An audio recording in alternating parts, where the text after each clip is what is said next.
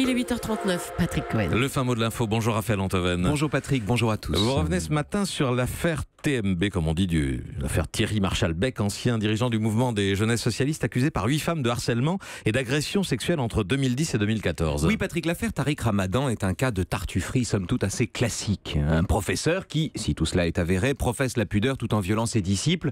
Rien de nouveau sous le soleil. Du marquis de Sade et ses curés tortionnaires jusqu'au père Prénat qui violait des scouts, en passant par l'image classique du ministre ultra-conservateur qu'on retrouve en string chargé de poppers avec, comme dirait Mathieu Noël, un bambou dans le rectum. Le discours de la décence est l'alibi traditionnel des turpitudes. Ne vous abritez pas derrière Mathieu Noël. Vous avez raison.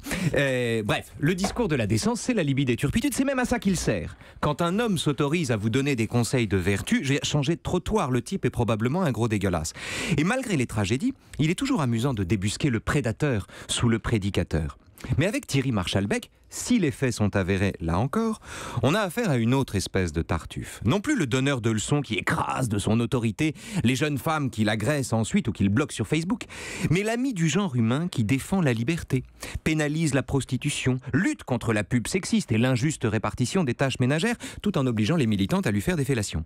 Et ce modèle de tartuffe, on ne le trouve pas chez Molière, mais chez Romain Gary. Chez Romain Gary, dans quel livre ? Eh bien, je le montre ici, aux premières pages d'un chef-d'œuvre méconnu, intitulé Lady L.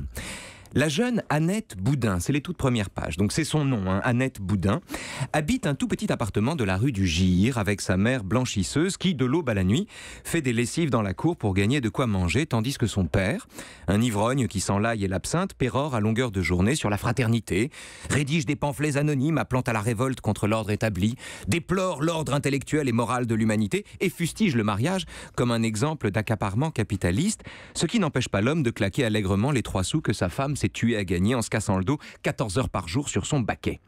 Et quand la mère meurt d'épuisement, alors que le mari est en train de rédiger dans la pièce d'à côté un discours sur le droit des femmes à disposer d'elles-mêmes, le père la remplace aussitôt à la blanchisserie par sa fille qui, pendant qu'elle frotte les vêtements, doit se taper les discours du paternel sur l'avenir radieux de l'humanité libérée de la contrainte. Qu'arrive-t-il au père ? Un soir, Patrick, en revenant du bordel, il tente vainement de violer sa propre fille, puis il quitte la maison en dénonçant le conservatisme de son enfant, incapable d'abolir les liens familiaux pour trouver l'épanouissement, et on le retrouve assassiné, un couteau dans le dos, par des camarades anarchistes qu'il avait lui-même dénoncé à la police. Le fin mot de l'info. Tartuffe n'est pas seulement un dévot, c'est aussi parfois un humaniste. Raphaël Antoven, à demain. À demain.